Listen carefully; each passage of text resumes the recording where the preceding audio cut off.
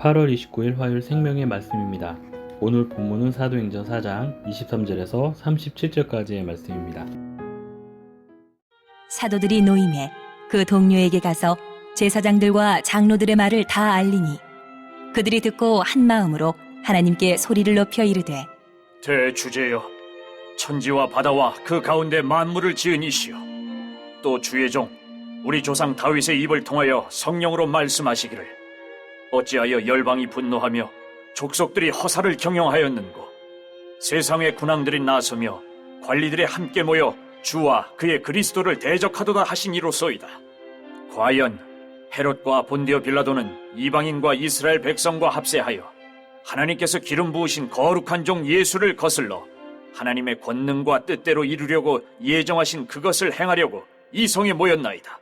주여, 이제도 그들의 위협함을 굽어보시옵고 또 종들로 하여금 담대히 하나님의 말씀을 전하게 하여 주시오며 손을 내밀어 병을 낫게 하시옵고 표적과 기사가 거룩한 종 예수의 이름으로 이루어지게 하옵소서 하더라. 빌기를 다함에 모인 곳이 진동하더니 무리가 다 성령이 충만하여 담대히 하나님의 말씀을 전하니라.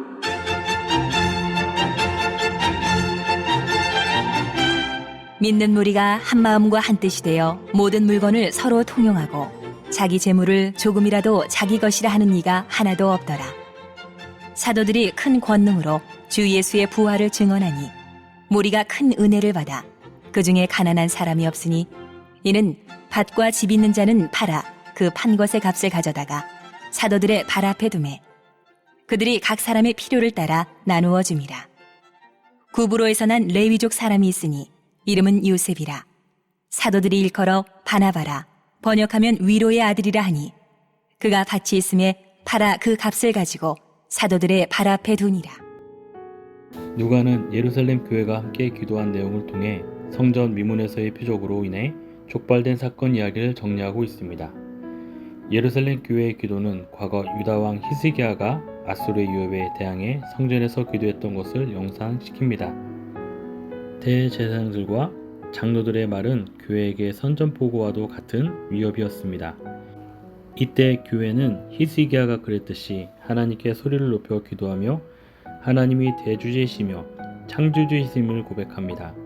그리고 시편에 기록된 예언, 곧 하나님 나라의 왕이 등극할 때 주변 나라들이 대적하는 일이 벌어지고 있다고 부르짖습니다.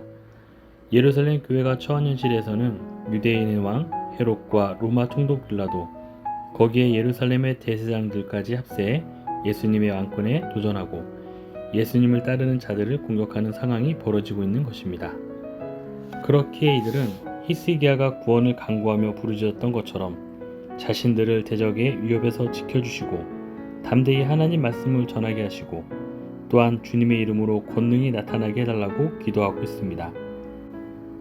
초대교회는 그 시작부터 예수님을 죽인 자들을 대적하며 싸워야 했지만 두려워하지 않고 기도로 맞섰던 것입니다.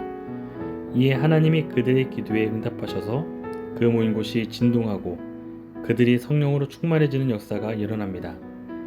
이처럼 예루살렘 교회는 예수님의 능력을 부여받았을 뿐 아니라 예수님이 겪으신 고난을 겪으며 담대하게 믿음의 길을 걸어갔습니다. 고난을 두려워하거나 피하지 않고 하나님께 기도함으로 맞서는 자는 하나님의 그들의 편이 되시기에 결국 모든 고난을 이길 수 있습니다. 예루살렘 교회는 외적으로 성전과 갈등을 겪어야 했고 내부적으로도 발생하는 문제를 해결해야 했습니다. 예루살렘 교회는 모든 문제를 주님의 능력과 지혜로 해결해 감으로써 오히려 복음의 권능을 더욱 발휘할 수 있었습니다.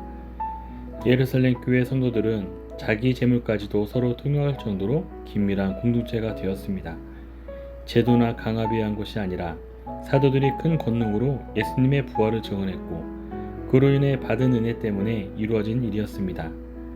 당시에는 밭과 집이 있는 사람이라면 상위 10% 안에 드는 부유한 사람이라고 할 수 있는데 이들이 그것을 팔아 사도들에게 맡겨 각 사람의 필요에 따라 나눠주었기에 교회 내에서는 가난한 사람이 없을 정도였습니다. 이처럼 세상의 질서를 따르는 사회에서는 상상하기 어려운 일이 예루살렘 교회에서 실제로 일어났던 것입니다. 그 재산을 헌납한 사람 중 대표적인 사람이 바로 바나바라 불리는 요셉이었습니다. 그는 내윈이었기에 전통 유대인의 종교적 기품을 소유했으면서도 유대에서 가까운 이방 지역 구브로에서 태어났기에 이방인들의 문화도 잘 이해하고 있었을 것입니다. 바나바는 사도가 아닌 사람들 중에서 가장 먼저 등장한 예수님을 닮은 사람이었습니다. 이처럼 교회는 점점 더 그 영역을 확장했고 예수 그리스도의 통치는 순종하는 사람들도 늘어갔습니다. 하나님은 예루살렘 교회에게 극복해야 할 장벽을 주심으로써 오히려 그들을 강하고 지롭게 하시고 세상은 흉내조차 낼 수 없는 이상적인 공동체로 성장하게 하셨습니다. 하나님의 말씀에 순종했는데 어려움이 생겼다고 해서 돌이키는 것은 어리석은 태도입니다. 우리 성남교회 성도님들은 쉬운 길을 가는 사람들이 아니라 믿음으로 옳은 길을 가는 사람들이 되시기를 축복합니다. 기도하겠습니다. 온 세상의 주관자 되신 하나님, 복음으로 인해 고난받는 종들의 탄식에 응답하여 주옵소서. 문제를 만났을 때 말씀으로 믿음의 안목으로 해석할 수 있도록 도와주시고 어떤 어려움이 있을지라도 한 마음으로 뜨겁게 기도하고 사랑을 나누며 복음의 능력을 나타내게 하여 주옵소서. 살아계신 예수님 이름으로 기도합니다. 아멘.